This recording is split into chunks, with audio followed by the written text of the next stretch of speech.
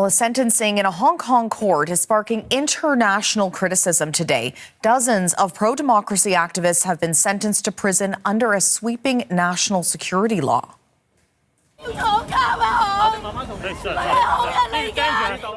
This was the scene earlier today from outside the courthouse in Hong Kong. The harshest sentence is 10 years for the perceived leader of the group.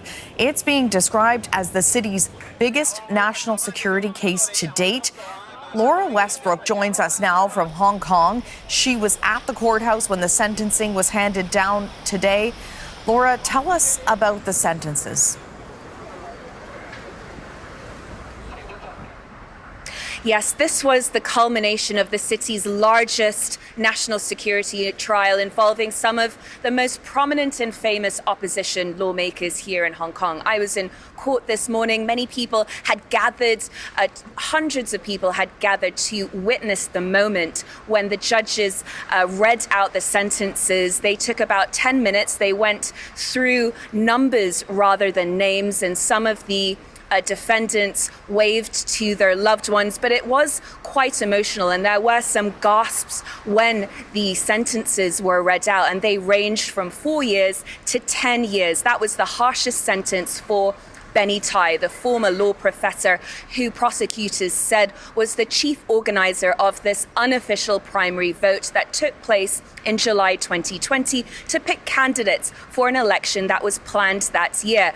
Prosecutors said that this plan would undermine the government and force then leader Carrie Lam to resign by trying to seize a majority in Ledgeco and and in doing so block government budgets. Now, it wasn't just Benny Tai. There were other famous faces such as Joshua Wong. He was sentenced to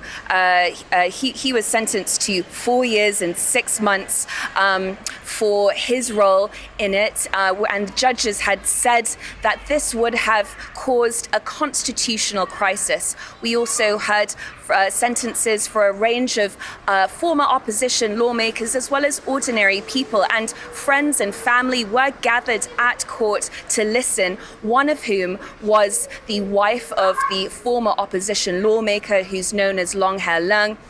He was sentenced to 6 years and 9 months, and this is what she had to say.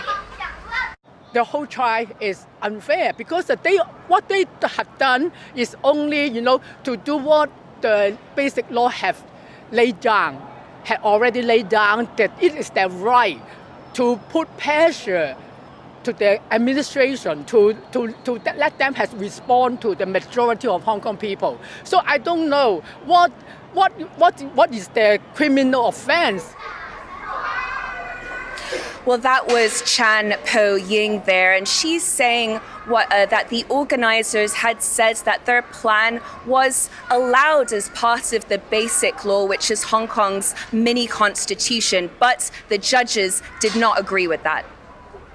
And Laura, tell us, what does this sentencing mean then for the pro-democracy movement in Hong Kong?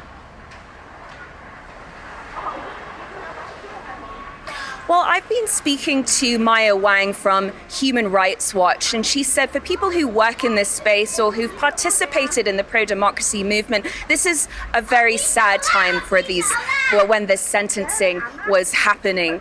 She said that for many years, people in Hong Kong have watched debates in Ledgeco or even participated in elections, and now for people to seek to win a majority in an election, for that to now be deemed illegal, and with these harsh sentences, that shows how much civil liberties in Hong Kong have been erased. Now, we've also heard from the Chinese Foreign Ministry spokesman, and he said that no one can engage in illegal activities in the name of democracy.